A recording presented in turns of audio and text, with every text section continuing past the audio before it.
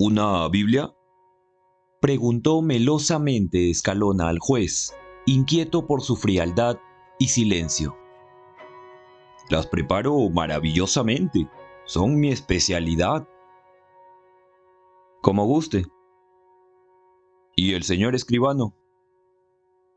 Bueno.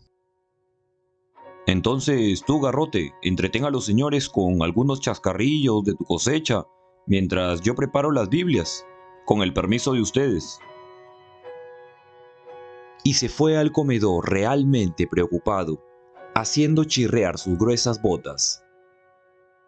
El regocijo que le produjera la última parte de la inspección ocular, donde el triunfo de su causa se precisó más evidente, se habían encargado de diluirlo el juez y el escribano, con su actitud huraña, respondiendo por medio de monosílabos y esquivando ofrecer una opinión definida sobre la diligencia judicial practicada.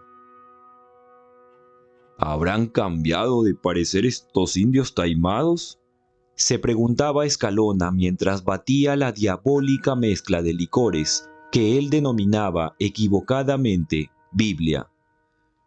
Porque en la cara les noto cierto enojo o desconfianza.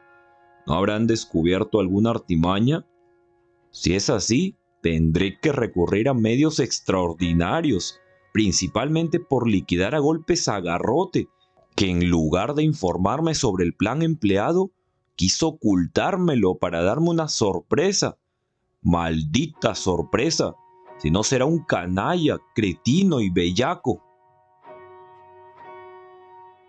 El hacendado regresó al corredor, seguido de un muchacho que sostenía una bandeja con los grandes vasos de Biblia, en cuya superficie se desbordaba la espuma. Alzando la voz de tono pastoral, brindó de pie. Por el señor Timoteo Castrillo, magistrado consciente y honrado, cuya probidad es una garantía para los hombres sedientos de justicia, quienes desde que asumió las funciones de su alto cargo, estamos protegidos de asaltos a mansalva y de latrocinios descarados. ¡Salud! Al juez se le cuajó una sonrisa helada en los labios. Miró de reojo al escribano y bebió todo el contenido de su vaso. Luego, retiró con el índice de su diestra el bigote ancho y blanco que le había dejado la espuma. Garrote lo eliminó con la lengua. «Repetirán ustedes», insinuó Escalona. Ambos se miraron, sin atreverse a exponer su deseo, pero al fin el escribano, alentado por la fuerte dosis de alcohol de la mistura, repuso. «Como le parezca». «Así me gusta oírle», canturreó el hacendado, encaminándose a preparar otro brebaje más fuerte que el primero, para intentar conocer, mediante este inefable sistema, la opinión del juez. Cuando bebieron la tercera Biblia, pasaron al comedor, donde los criados empezaron a servir una serie de variados platos, cada uno de los cuales era sentado con vinos chilenos, exhumados de las bodegas de la fraternidad. Merced a la cantidad de tinto y blanco ingeridos, Escalona había recobrado ya su equilibrio nervioso. Se permitía bromas con el juez y le celebraba sus agudezas, aunque careciesen de ingenio. Estaba realmente satisfecho, pues creía contar ya con su opinión favorable. Ni siquiera insistía sobre la inspección ocular, considerándolo de mal tono. Pero Garrote no pensaba así. Ansioso de ensañarse con José Celestino, expresó con aplomo. Hasta este momento no me explico cómo se le ocurrió al papeluchero Fiestas convencer a Lloberaqué para que reclamase cuadra y media de esta hacienda y todavía tener la audacia de asesorar personalmente al viejo cuando antes nadie lo podía mover de Catacaos, donde se emborrachaba día y noche. En este caso, afirmó el hacendado, creo que el verdadero pícaro es José Celestino, si no hay más que leer en su apergaminada cara la mala fe. Cada arruga señala un robo. ¿No es así? Desesperante es darse cuenta cómo vivimos en esta región los hombres honrados, siempre con el peligro encima de un atropello, de un abuso. Una vez por todas debían convencerse estos indios que mejor les resultaría vender sus chacras y marcharse a los centros poblados a fin de civilizarse algo y tener oportunidad de instruir a sus hijos. En poder de gente adinerada, esas tierras podrían producir ingentes sumas, beneficiando de paso a la economía nacional. ¿Quién lo duda?, asintió Garrote, recordando que el argumento era suyo. Todos los pequeños propietarios deben desaparecer. ¿Los propietarios o las propiedades?, ironizó el juez. Escalona prorrumpió. Ellos y sus propiedades deben pasar a poder de los grandes algodoneros. ¿De qué manera?, volvió a deslizar Timoteo Castrillo. Por voluntad propia de los chacareros o merced a una ley del Congreso, ¿no le parece? ¿Y si los pequeños propietarios se niegan a vender y aquella ley de que usted habla no se da? Pues en este caso opino porque se le quiten las tierras en cualquier forma. Como ahora. Las reticencias del juez provocaron un cínico acceso de risa en Garrote. Las entendía como a favor de su causa, pero a Escalona empezaron a desazonarle. Recién comprendía que Castrillo se inclinaba a defender a los indios. Era natural. ¿Cómo no se le había ocurrido antes que este hombre, quien por lo menos llevaba en sus venas un 80% de sangre indígena, tendría forzosamente que apoyar a los de su raza?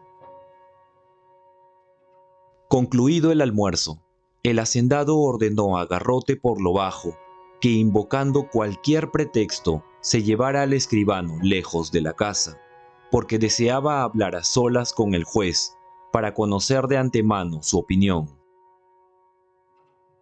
Le aterraba pensar en las consecuencias que pudiera acarrearle un gesto de honradez de ese mestizo enigmático y sombrío. Garrote ilusionó al escribano con mostrarle unos gallos de pelea e invitarle una locumba especial en su casa, que distaba a pocas cuadras de la del Fundo, y ambos galoparon hacia allá. El juez se alegró de la desaparición de Garrote. No podía tolerarlo. Le parecía fanfarrón, indiscreto y peligroso. Por su parte, el hacendado cobró mayor ánimo sin la presencia de los otros, sobre todo del escribano, al que tildaba de cazurro, intrigante y mal consejero. Sin muchos rodeos y temiendo que regresaran pronto los ausentes, disparó a Castrillo. ¿Qué le parece a usted el cinismo y descaro de José Celestino? El juez se lo quedó mirando, mientras se le estereotipaba en los labios una sonrisa diabólica. Escalona tornó a inquietarse. Por lo visto, usted atribuye más el infundado reclamo a intrigas de Hermelindo Fiestas que a... El juez habló al fin. Ni a uno ni a otro. Entonces, señor Escalona, el resultado de la inspección ocular lo conocerá usted en breve, tal vez mañana. El hacendado se alarmó aún más. Hasta tentado estaba de culpar a Garrote de la villanía cometida para escapar de este modo a lo que veía cernirse sobre su cabeza. Pero luego cambió de idea. Intentaría ganar la partida con otros medios. Hablemos francamente, señor juez. Hoy hablo siempre de esa manera. No me pareció. Esa es una opinión equivocada. Yo cumplo con mis funciones y callo. No me corresponde hacer más. En cambio, usted debe descargar su conciencia. Es su deber. Me ofende usted. La verdad nunca puede ofender. La noche pasada, usted ha trasplantado algodón a ese lugar. Escalona se puso de pie con movimiento rápido. No estaba acostumbrado a tolerar inculpaciones de ese calibre. Todo confundido, habló. ¿Así que usted cree que Eustaquio Escalona, caballero por los 4 costados, puede haber cometido un delito de esa naturaleza? El juez no se inmutó. Si usted niega haberlo cometido, entonces será otro el que le habrá cometido en su nombre, quizás su mayordomo. Pero desgraciadamente, en este caso nadie creerá que Garrote procedió de motu propio. Escalona se defendió con un argumento que supuso eficaz.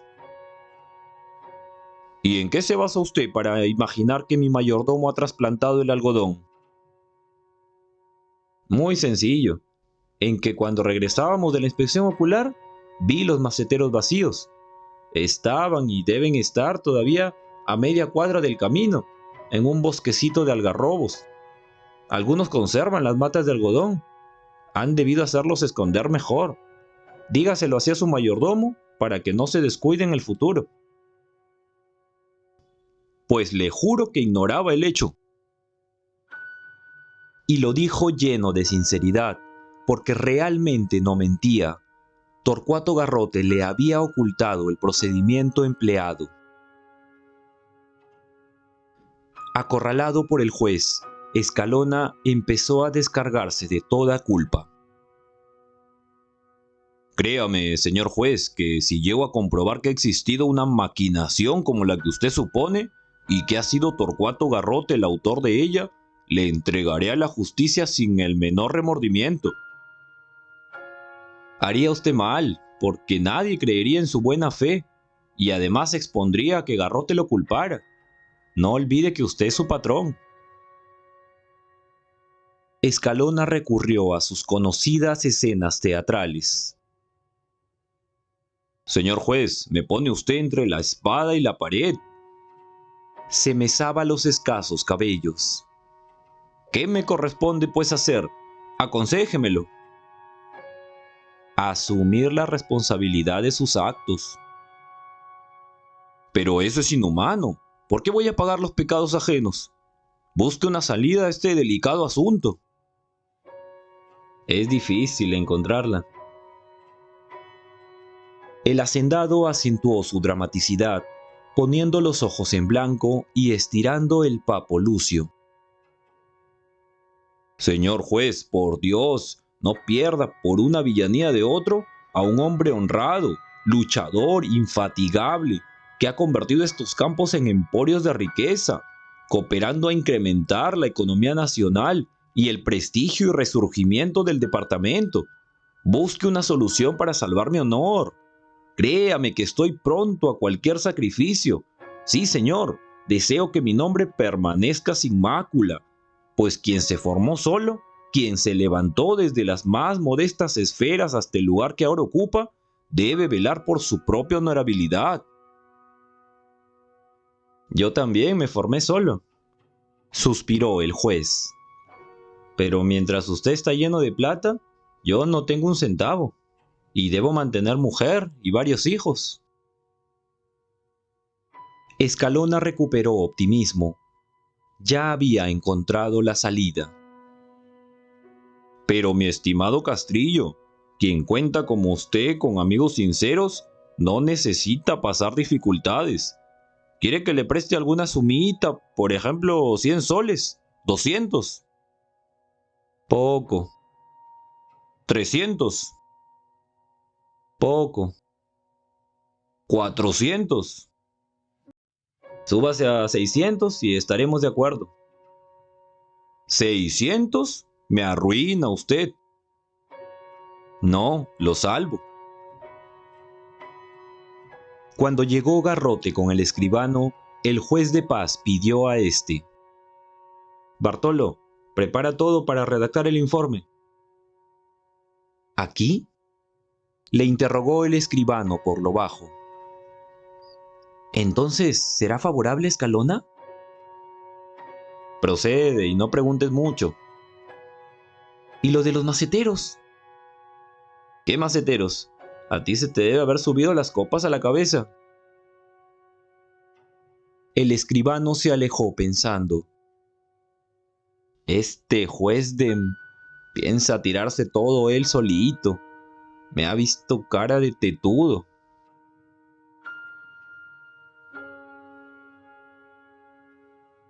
La chirriaban a Escalona las medias botas de gruesas suelas, midiendo el piso de ladrillo del corredor. Crish, crish, crish, rabiosamente de un lado a otro. Este nervioso paseo se prolongaba ya más de 10 minutos, o sea, desde que se fueran el juez y el escribano. Lo peor era que no podía dar salida a los candentes reproches e insultos dedicados a Garrote que fermentaban en su mente, entre los que resonaba una frase con tintineo argentino, aumentando su furia. 600 soles, 600 soles. Lo cohibía iniciar la andanada no solo la ira, sino también el temor de que se le atragantaran las palabras.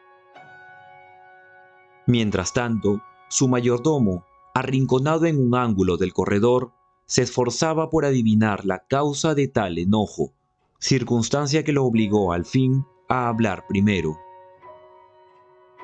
«Señor». «¡Calla!», le detuvo Escalona con grito terrible, deteniéndose frente a él, la nariz palpitante, el abdomen tenso como el parche de un tambor. «Mereces que te aplaste». «No me explico, señor, lo que le sucede. El juez ha redactado un informe favorable. Todo marcha, pues, sobre ruedas, tal como lo imaginé, y usted parece que no está conforme todavía». «Imbécil del demonio. ¿Cómo quieres que esté conforme si he tenido que pasar 1000 angustias para convencer a ese indio farsante?» ¿Convencerlo de qué? De que se pusiera de mi parte, porque como eres rematadamente estúpido, hiciste las cosas con los pies, por no decir con las patas. Señor, no sea ingrato. Mi trabajo ha sido una obra perfecta. 3 meses cultivé con amoroso cuidado el algodón en especiales maceteros, esperando que llegara la ocasión de trasplantarlo al terreno de José Celestino. Y así lo hice anoche con buen número de gentes de mi confianza. ¿Y dónde dejaste los maceteros, animal? La pregunta desconcertó a Garrote.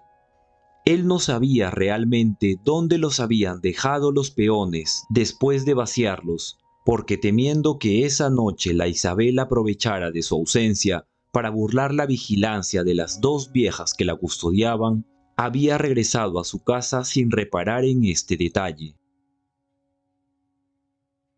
«¡Contesta!», le exigió Escalona. «Valgan verdades, señor. No le podría decir dónde los pusieron los peones. Quizá los escondieron en un lugar seguro, porque, como le consta, no vimos rastros de ellos». «No lo verías tú, pero el juez sí». «Imposible, señor». «Estúpido, si estaban en el potrerito, a una 50 de metros del camino por el que regresamos de la inspección ocular. ¿Cómo no los iban a descubrir? Pero yo he de averiguar si tú ordenaste que los depositaran allí para perderme, y a un paso de ello has estado. Tuve que comprarme al juez. ¿Lo oyes? Comprarme al juez. Ese indio sarnoso me pidió 800 soles. Escalona mintió. Y tuve que dárselos. No te asustes. 800 soles que los has de pagar tú, aunque te quedes limosneando. ¿Yo, señor? Sí, tú. Tienes algunos animales robados seguramente a la fraternidad, con cuya venta cancelarás en parte tal deuda. Tú estás obligado a reparar ese descuido, canallada, que casi me cuesta un carcelazo. Eres un imbécil, y todo por maniobrar a mis espaldas y querer darme sorpresitas como si fuera un niño. Lo que en verdad has querido es arruinarme. 800 soles. Poca cosa, ¿no? Señor, me parece mentira lo que oigo. ¿Tener que pagarle a usted casi mis sueldos de un año por ayudarlo? Se lamentó Garrote. Tú lo has dicho, de casi un año. El indio perro aprovechó de tu estupidez o deslealtad para sacarme esa suma. Una verdadera estafa. Señor, diga mejor descuido. Descuido que, felizmente, ya está reparado. En el futuro pondré más cuidado con la indispensable expansión. Y comprendiendo que la rabia de Escalona había descendido algunos puntos, Torcuato Garrote se atrevió a preguntarle, exhibiendo una sonrisita conejuna. ¿Qué le pareció mi táctica en la inspección ocular? El hacendado tuvo que reconocer, una vez más, el ingenio de su mayordomo, a pesar de que todavía le palpitaba en la memoria el desagradable diálogo con el juez. Como artimaña es buena, pero ya no se podrá poner en práctica en el futuro porque la conoce Castrillo. Solo en el caso de que cambiaran a este zamarro, entonces sí, pues no podría hablar con la mordaza que le puse de los 800 que debes pagarme. Señor, por Dios. No mientes a Dios, canalla, que tu alma es una ciénaga. Señor, me arruina. No, te salvo. Le disparó Escalona, imitando la respuesta que le diera el juez a él mismo.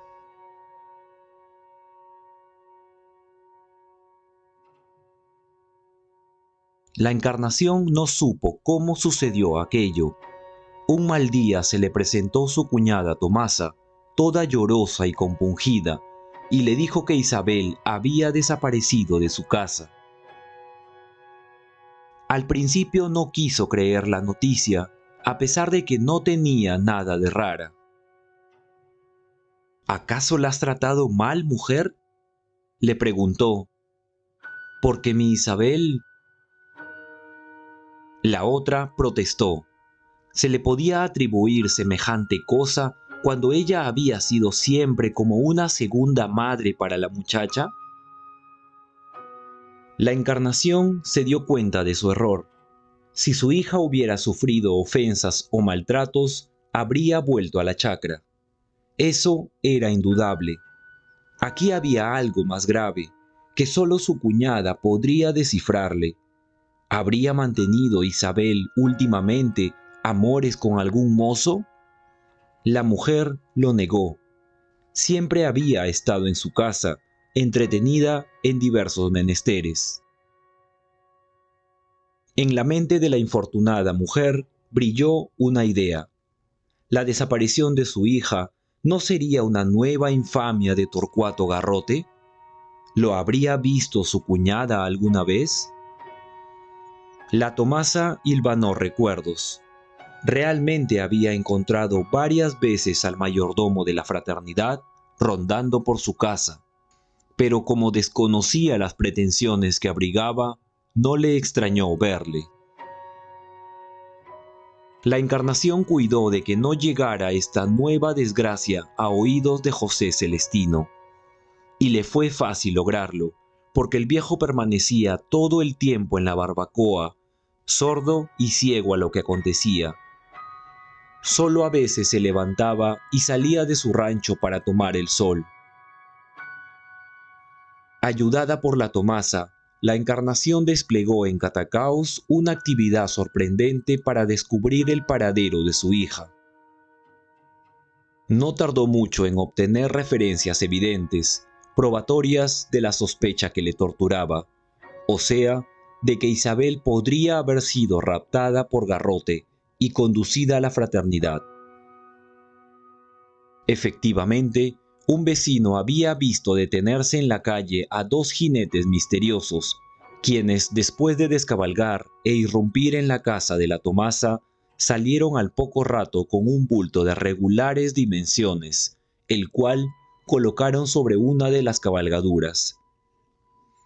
Montaron luego de nuevo y desaparecieron, seguidos de estridente trompetería de perros rabiosos. Sollozando regresó la encarnación a su propiedad. Este golpe la hería en lo más íntimo de su ser. Después de perder parte de la chacra, perdía también a su hija.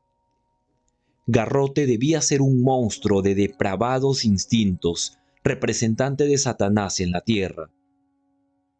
No se podía explicar de otra manera el ensañamiento y la perversidad que manifestaba, hundiéndolos en las cimas de la más oscura tragedia.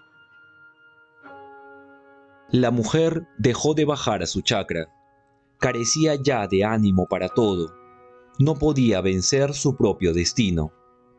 Sin duda, se repetían en su familia aquellas historias crueles, vividas por sus antepasados en remotas edades, que había escuchado de niña, en las que unos hombres blancos y barbados robaban las tierras y los ganados, violaban a las mujeres y convertían a los hombres en siervos. Pero esa misma amargura que la angustiaba era como una fragua al rojo vivo donde se forjaba su rebeldía. El rencor la alimentaba. Ya que no vivía en esa región ningún miembro masculino de su familia, con fuerzas y carácter, ella quería cobrarse por sí sola todos los agravios. Una mañana, José Celestino movió los labios. Tiempo hacía que solo contestaba a las preguntas con movimientos de cabeza.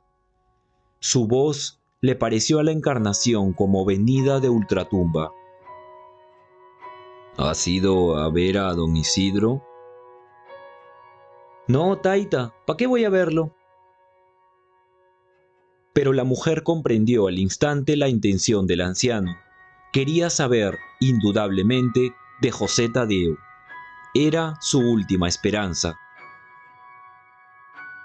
Ese mismo día, la encarnación se encaminó a Catacaos y se entrevistó con el cura, quien al verla le dijo: «Ya lo sé todo, y estaba con deseo de visitar a tu padre, pero todavía no me resolvía a emprender viaje por temor de que la cabalgadura acabara de maltratarme los huesos. Estos últimos fríos me han puesto a un paso de la invalidez. Ya las piernas no me obedecen. Los años, mujer, los años». Mi taita me encargó saludarlo. Pobre José Celestino, le compadezco de todo corazón y he rogado mucho a Dios para que le preste fortaleza espiritual. El golpe debe haberlo anonadado. No lo sabe, taita cura. ¿Que no lo sabe? Pero si él estuvo en la inspección ocular y...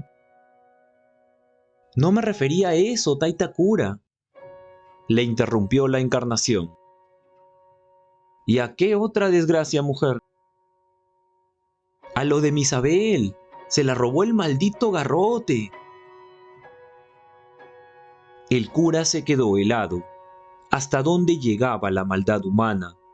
Tras un agravio, otro, causado por la misma mano. ¿Podría ir esa gente más lejos sin recibir algún castigo? Cuando la desolada mujer acabó de contarle la historia, don Isidro pretendió consolarla, anunciándole la llegada de José Tadeo. En su última carta se le había comunicado. Precisamente la tenía en el bolsillo y se la leyó con voz temblorosa y emocionada.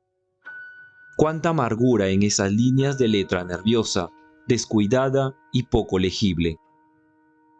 El rudo golpe había aniquilado la salud del estudiante, desgraciadamente cuando más la necesitaba para rendir sus pruebas de cuarto año de Derecho y volver a Catacaos, a fin de ver a los suyos y de abrirse paso a través de una montaña de inequidades, prejuicios y hechos consumados. Así se lo decía al cura en esa carta apasionada, en la que flotaba un escondido rencor, disimulado al máximo para no herir los sentimientos cristianos de don Isidro, encaminado siempre al perdón de los pecados. Y le agregaba que, con el conocimiento de las leyes que poseía, lo atestiguaban las altas notas por él logradas, intentaría recobrar la tierra y hacer caer sobre Escalona el peso de la justicia. Aunque el cura sabía que esos propósitos no pasaban de ser expresiones quiméricas de un alma atormentada por el resentimiento y dolor, se las transmitió hasta el final a la Encarnación, creyendo alentarla, prestarle fe. Pero ella, espíritu práctico, las consideró igualmente ilusorias. Desde lejos era fácil ver las cosas de esa manera. Leyes, leyes. ¿De qué valían las leyes si quienes la interpretaban y aplicaban se desviaban con frecuencia del camino recto? Tan criminal como Escalona y Garrote era el juez de paz, que después de comprobar el hecho evidente del robo, se amañaba con el hacendado para convertir la inspección en un sainete. No, José Tadeo soñaba. Mejor era que no viniese. ¿Qué podría hacer el muchacho cuando ya la maldad había triunfado? Hasta resultaba peligroso remover un asunto resuelto por la justicia. Por otro lado, ya nadie se ocupaba de ese latrocinio.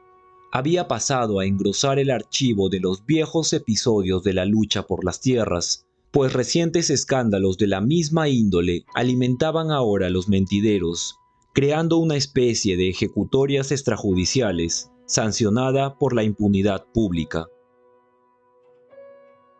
Por el tono desdeñoso que empleara, el cura se dio cuenta que la Encarnación no estaba de acuerdo con las ideas de su hijo, y se alegró por ello. Mas, por otra parte, le inquietó advertir también cierta intención aviesa en su mirada esquiva, en sus amargas referencias que lo puso en alerta. Algo se incubaba en el espíritu de esa mujer tan innoblemente ofendida, y como no podía aceptar que acabara de hundir a la familia con un acto descabellado, le habló largamente sobre la necesidad de refrenar las pasiones, de proscribir la venganza, ya que era un desborde inútil, contrario a los preceptos de nuestra religión. La Encarnación desvió la plática edificante de don Isidro, tan igual en intención a sus sermones dominicales. No creía lógico ni sensato que se le hablara de resignación, de paciencia, de serenidad, virtudes de efecto negativo en este caso, cuando su padre se extinguía lentamente, minado por la pena. Ella sufría un imperdonable agravio y su hija se hallaba en las manos de un avesado canalla. No se lo dijo al cura, lo veneraba tanto, pero evitó engañarlo, aceptando sus consejos. Al despedirse, le expresó: «No debía venir José Tadeo. Conozco su geniecito y no querría verlo en nuestra condición». El cura se irritó al oír la suposición de la hija de Lloberaqué. ¿Quién se atrevería a tocar un pelo de su protegido, del mozo que había criado, que era como su propio hijo? Nadie, no lo toleraría. Sería como enfrentarse a él mismo. En este caso, se olvidaría del reuma y de todos los preceptos cristianos para fulminar su encendida protesta y hacerse pagar con creces las ofensas inferidas a José Tadeo. Esta vez, la Encarna sintió el aletazo de la satisfacción. Don Isidro se había sumado a su causa y no quiso insistir en el tema, considerando equivocadamente la actitud del cura como una autorización para cobrarse con mano propia lo que la justicia le negara. Ni siquiera prestó atención cuando don Isidro, temeroso de que ella cometiera una locura, volvió a untarle la conciencia con palabras evangélicas.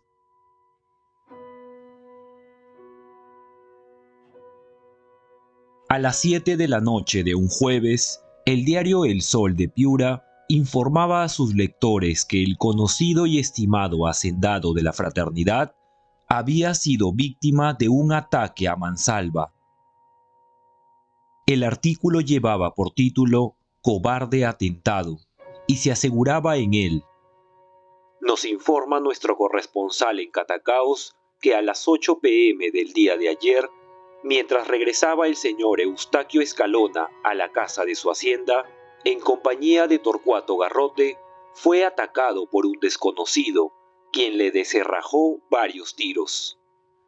Como consecuencia de este repudiable hecho, el caballo del propietario de la fraternidad respingó violentamente, arrojando al suelo a su jinete, el que presenta grave traumatismo en un brazo, según lo ha certificado el doctor Serapio Corrales Mora. Don Torcuato Garrote recibió una herida de bala en la pierna. No obstante ello, tuvo la entereza de perseguir al criminal largo rato, sin lograr fatalmente apresarlo debido a la oscuridad reinante. Como es de suponer, este inicuo atentado propio de pueblos incivilizados ha causado profunda impresión en Catacaos, donde se espera ansiosamente que las autoridades tomen medidas urgentes, no solo para apresar al delincuente, sino también para evitar en el futuro la repetición de actos criminales, como el que comentamos, que ponen al descubierto la escasa vigilancia policial de que padece esa zona, plagada constantemente de forajidos. Tan luego se supo en el industrioso pueblo de Catacaos el atentado, numerosas personas se trasladaron a la fraternidad para visitar al señor Escalona, a quien deseamos pronto restablecimiento.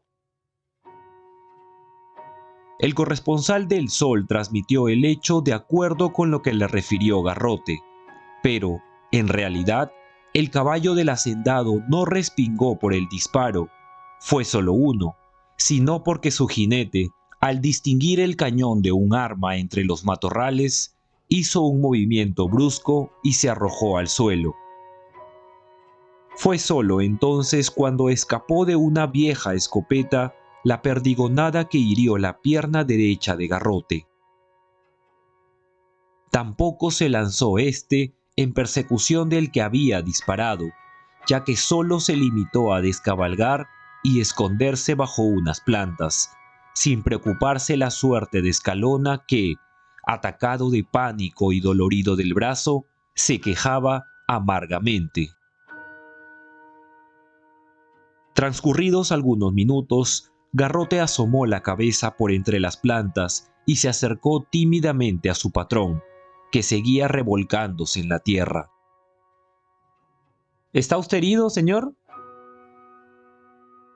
Escalona lo miró rabioso. Sus ojillos chispeaban bajo las cejas, sucias de polvo. ¿Todavía me lo preguntas, canalla? Hace un rato que me ves aquí desvalido y... Señor, yo también he salido mal parado. Será de miedo, perro. Ayúdame. Garrote puso en acción todas sus fuerzas para levantar a Escalona y montarlo en su caballo, que se había detenido a poca distancia. Luego, exagerando su cojera, buscó su moro, cabalgó en él y partió con su patrón por las tinieblas del camino. Cuando llegaron a la casa del fundo, el hacendado se derrumbó del caballo, desvanecido de dolor. Se le había hinchado el brazo y la calentura le estremecía el cuerpo. Entre varios empleados le cargaron hasta su lecho, donde horas después el doctor Corrales Mora le hacía la primera curación. Toda la noche deliró Escalona, veía escopetas que le apuntaban, tan grandes como cañones, y cuando oía sus disparos, se erguía en el lecho y gritaba desaforadamente, pidiendo auxilio.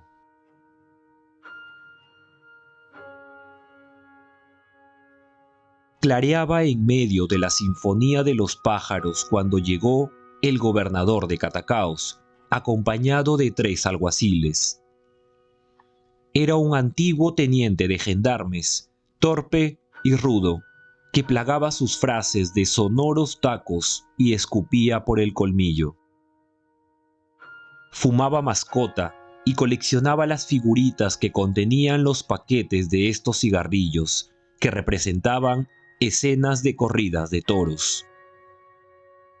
Lo primero que le preguntó a Escalona fue: ¿Sospecha usted de alguien?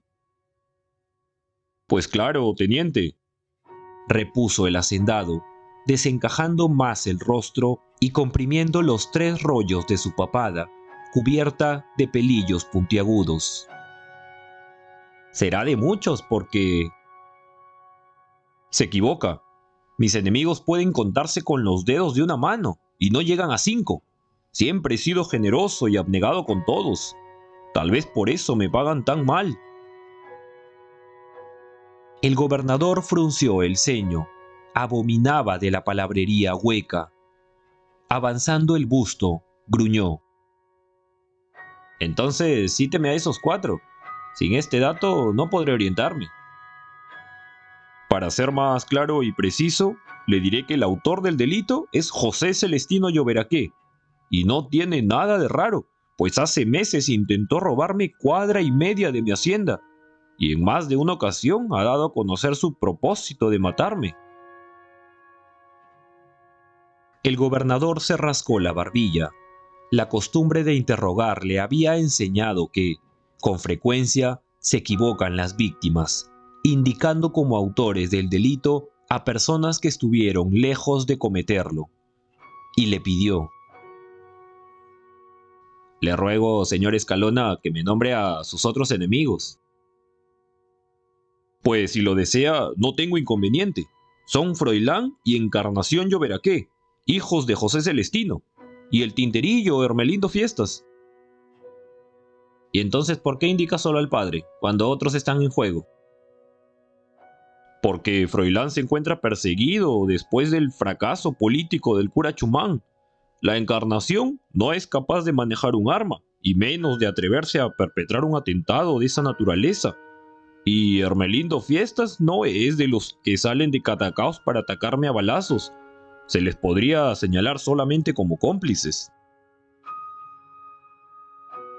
El gobernador encontró las objeciones de acuerdo con su criterio, y sin detenerse a embrollar más el asunto mediante nuevas investigaciones, despidióse de Escalona y volvió a la ramada, donde lo esperaban sus alguaciles, a quienes preguntó si conocían a Lloberaqué.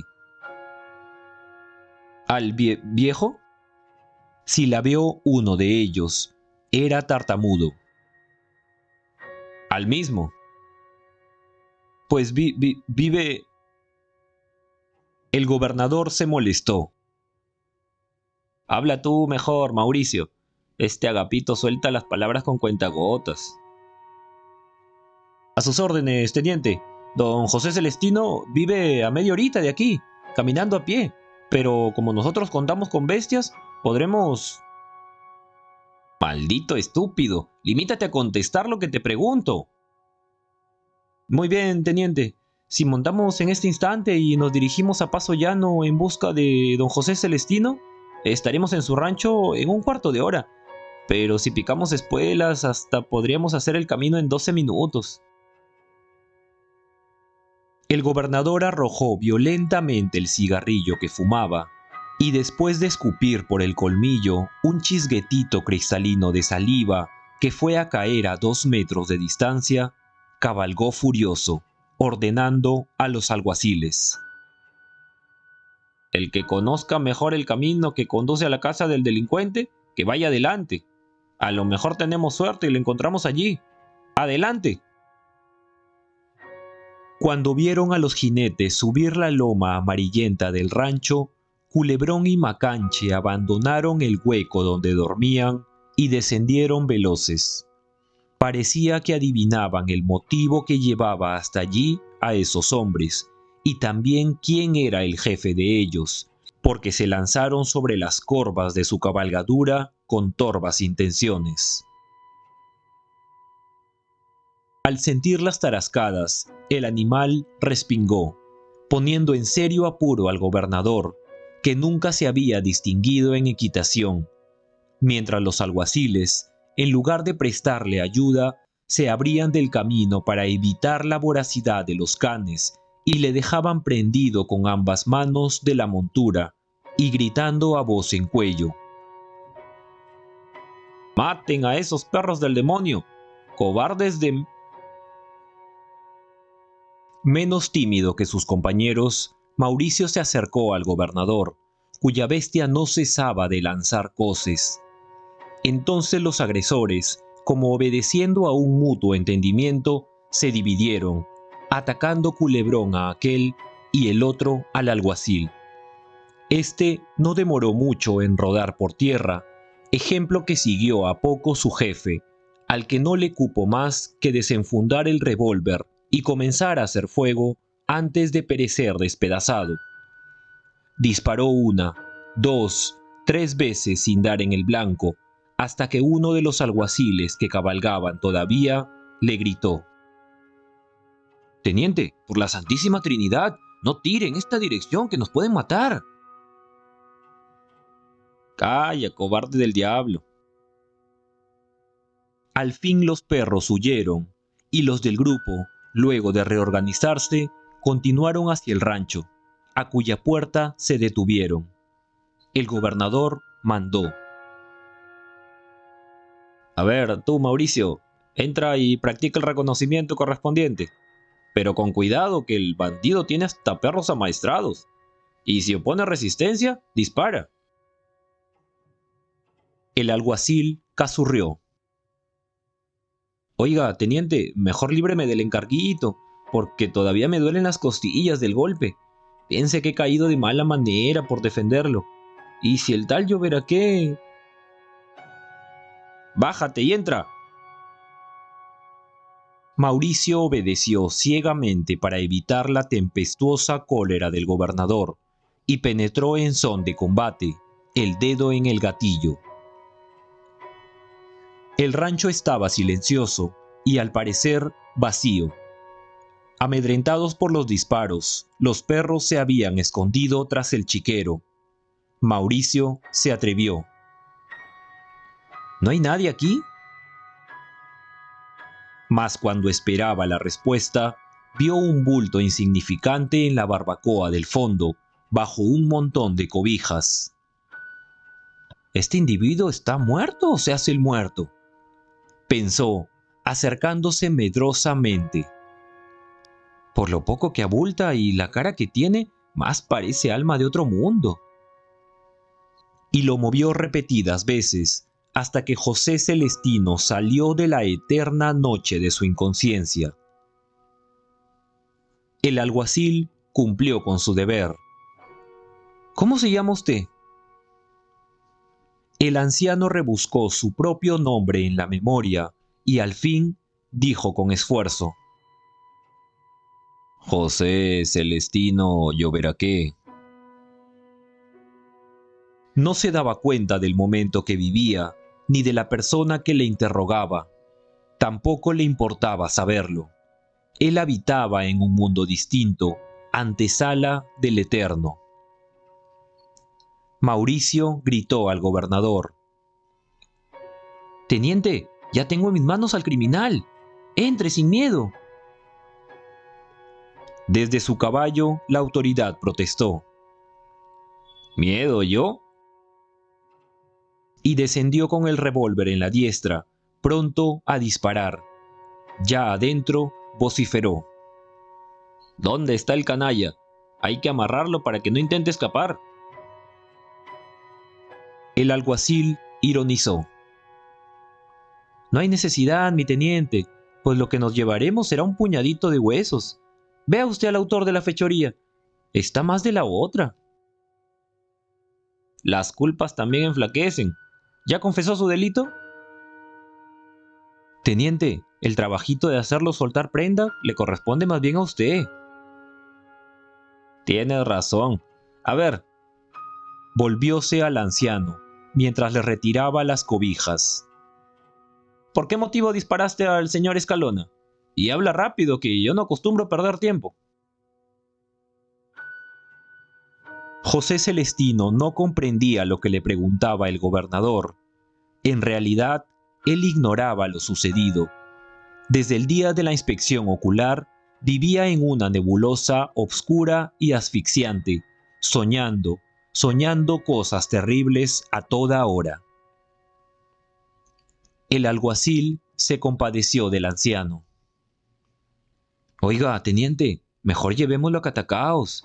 Los años la han trastornado. No le dirá nada porque está en la luna. Así sucede frecuentemente con los viejos. Se mantienen lúcidos a pesar de los años, hasta que un buen día amanecen decrépitos. Esos son cuentos.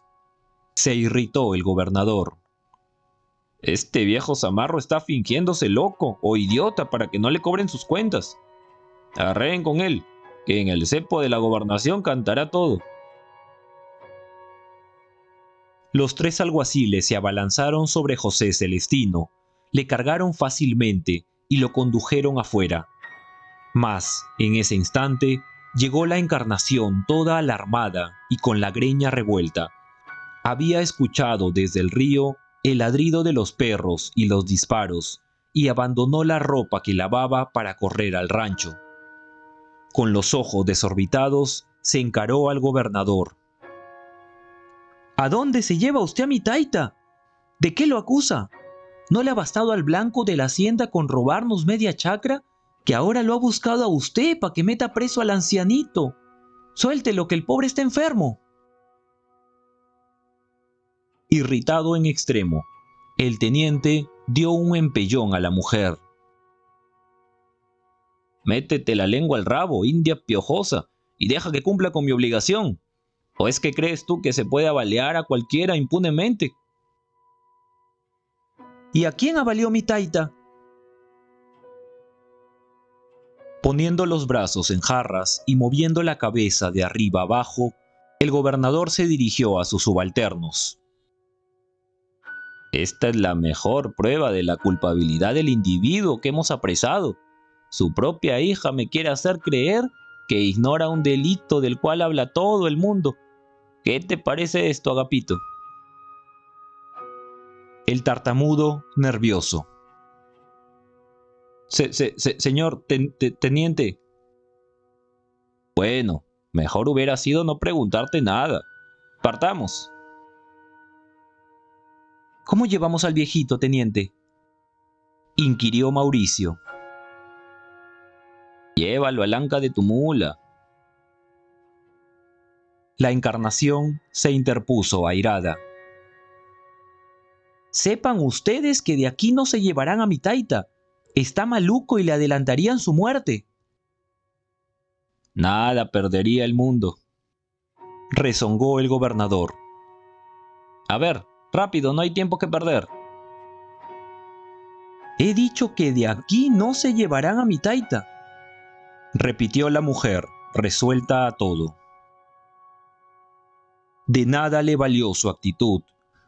Un alguacil la tomó fuertemente de los brazos, mientras los otros sentaban a José Celestino en el anca de la mula de Mauricio, quien enseguida montó también en ella. La Encarnación se ablandó. De la amenaza pasó a la súplica. Le estrujaba el alma el aspecto de su padre, que desmirriado y triste parecía un pelele sobre la bestia. Tenía los ojos cerrados y apoyaba la cabeza en la espalda de Mauricio. Señor gobernador, rogaba, tenga piedad del pobre viejo, está muy enfermo. Él no ha hecho nada, se lo juro. Los de la fraternidad lo han puesto así al robarle media chacra. Dios le pagará su buena acción si lo deja aquí tranquilo hasta que muera. No hables disparates, mujer. No se pueden dejar impunes los delitos. El que la hace, la paga. Le repito que él no ha hecho nada. ¿Y cómo lo sabes? Porque se encuentra enfermo desde hace tiempo. Ni siquiera ha salido de este rancho. Esas son las mentiras de costumbre. A ver, Mauricio. Se dirigió a este. Pica espuelas y llévate al viejo, que ya me cargan todas estas insolencias y lloriqueos. La desesperación de la mujer se agudizó. Zafóse de las fuertes manos que le retenían y cogiendo una vara de algarrobo, se lanzó sobre el gobernador, gritándole: «Perro, perro del diablo, asesino. Quieres matar a un anciano inválido e inocente. Perro, él no ha matado a nadie. Y batía resueltamente la vara sobre la cabeza del teniente. ¡Canalla! Lamberrabo y sirviente de los blancos ricos. Mi taita no ha tirado contra nadie. He sido yo, tetudo. Yo. Y aunando la acción a la catarata de improperios y reproches, la enfurecida mujer dirigió el garrote a la cabeza del teniente, logrando rasparle una oreja y golpearle el hombro. Luego, sin medir las consecuencias de su arrebato, intentó continuar el ataque, pero los alguaciles la abatieron a puñadas, quedando en postura ridícula en el suelo, donde todavía recibió varios puntapiés del gobernador. Afortunadamente, ya no sentía nada. Rígida y pálida, solo sus labios se estremecían levemente cuando lanzaba una especie de ronquido, arrojando hilillos de sangre por boca y nariz. El tartamudo preguntó: ¿La llevamos, señor? No, ¿para qué? Otro de los alguaciles opinó: creo que mejor sería cargar también con ella. Ha confesado. ¡Qué estúpido eres!, le atajó el gobernador. ¿No comprendes que lo ha hecho para defender a su padre y liberarlo del cargo de asesinato? Es un recurso muy conocido. Después negaría ella todo y quedaría el viejo impune. ¿Entiendes al fin? El alguacil afirmó con la cabeza. La suspicacia de su jefe lo había impresionado, lo que valía tener experiencia en asuntos policiales. El grupo de jinetes se enrumbó hacia Catacaos con el prisionero. Culebrón y Macanche les despidieron a ladridos y empezaron luego a aullar alrededor de la Encarnación.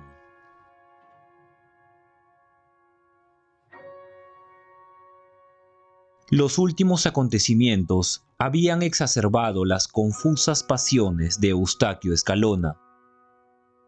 La mayor parte del día la pasaba atornillado a la silla de su escritorio, el brazo inmóvil, el ánimo decaído, bajo unas cabezas de venado que comprara disecadas.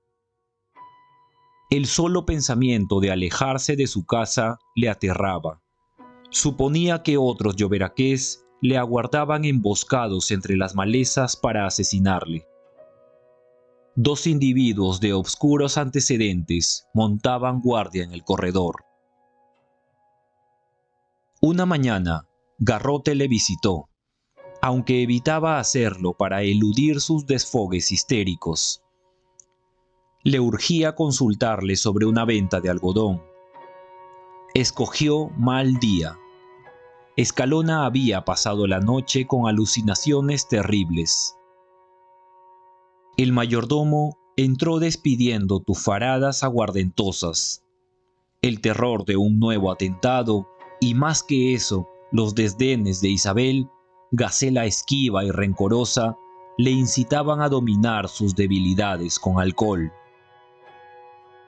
«Buenos días de Dios, señor», saludó a Escalona, disimulando la impresión que le causaba verlo despierto a esta hora. «¿Cómo ha amanecido?». El hacendado contrajo el ceño para responderle. «Qué manía la tuya de preguntar por mi salud cuando sabes que estoy reventado, y reventado por tu culpa. No llego a comprender cómo pude tolerar tus maquinaciones y ser víctima de ellas». Garrote protestó. El sistema de la indispensable expansión la llevaba él adelante, dentro del menor riesgo y con los máximos beneficios. ¿Por qué se quejaba entonces su patrón? Y agregó audazmente: «Toda obra saludable y benéfica tiene sus peligros. El hecho de que usted se haya caído del caballo y roto un brazo y yo he recibido un trozo de cortadillo en la pierna, no significa que estos pequeños contratiempos se repitan. Escalona alzó los brazos, sorprendido. Pero ¿cómo no se van a repetir si los enemigos que me has echado encima andan por ahí, dispuestos a acabar conmigo? Señor, los 4 enemigos que usted nombró al gobernador están eliminados. José Celestino se encuentra preso en la cárcel de Piura y, según sé, en pésimas condiciones de salud. Los días que lo tuvo el teniente en el cepo y el tratamiento riguroso a que lo sometió para que declarara su inocencia, le interrumpió irónicamente el hacendado. Verdad, señor, verdad, su inocencia. Pero eso sirvió para que la declaración de su hija fuera tomada en cuenta por el gobernador, que al principio ni siquiera quiso admitirla, considerándola una nueva argucia empleada para salvar a su padre. Así que la segunda persona desafecta a usted se halla también entre rejas. En cuanto a las otras 2, no vale la pena citarlas. Hermelindo Fiestas es incapaz de matar un mosquito, y para anular sus actividades definitivamente, tengo la intención de encomendarle algunos juicios de poca monta. Ya ve usted, en lo que se refiere a Froilán... ¿Cómo? ¿No había muerto? Tú me lo aseguraste. ¿Por qué usas pues la mentira para adormecerme? Señor, en realidad, de verdad, eso era lo que se hablaba en aquellos días. Pero un arriero que vino la semana pasada de Motupe me dijo que se había encontrado con él en el portachuelo de Olmos. Escalona palideció. ¿Froilán Lloberaqué por esos lugares? ¿Y solo ahora se lo comunicaba a su mayordomo? Tartamudeando, disparó. Eres un perro, un maldito perro. Tu canallesca intención no es otra que verme largo a largo en la sepultura. ¿Cómo podré defenderme de ese bandido? Me matará, me matará. Tú serás el culpable. Me tiendes emboscadas para perderme. Pero escucha bien lo que te digo. Ten por seguro que antes que yo perecerás tú. Has debido actuar de otra manera, eliminando los peligros. Sin embargo, no has procedido así, metiéndome en cambio en un atolladero del que no saldré con vida. Ya no tengo tranquilidad, ya no duermo, y te prevengo. Se puso de pie. Que si dentro de 15 días no has buscado la forma de limpiarme el panorama, te expulsaré de la fraternidad, si es que antes no te mato a palos. Señor, ¿haría eso con el hombre que mejor le ha servido y le sirve? No lo creo. De todos modos, tenga usted la evidencia que desde ahora dedicaré todas mis energías a barrer con lo que usted supone un peligro, aclarándole el panorama. Escalona le clavó el estilete de su mirada. ¿A qué te refieres? A lo que me dijo usted hace un momento. Pero, ¿a cuál panorama? Precisa las cosas. Al que circunda la hacienda. Todavía queda por allí un rancho que debe desaparecer. ¿Te parece? Señor, conviene sacar de raíz todo lo que signifique amenaza. Creo que en esto estamos de acuerdo. Escalona se encendió de alegría. La interpretación que había dado Garrote a sus palabras coincidía con el deseo vago e impreciso que acariciaba, o sea, el de hacer desaparecer todo vestigio de los Lloberaqués en esa región. ¿Por qué no se le habría ocurrido eso antes? ¿Cómo había podido ambular por los caminos de su fundo, existiendo a poca distancia un bastión plagado de peligros?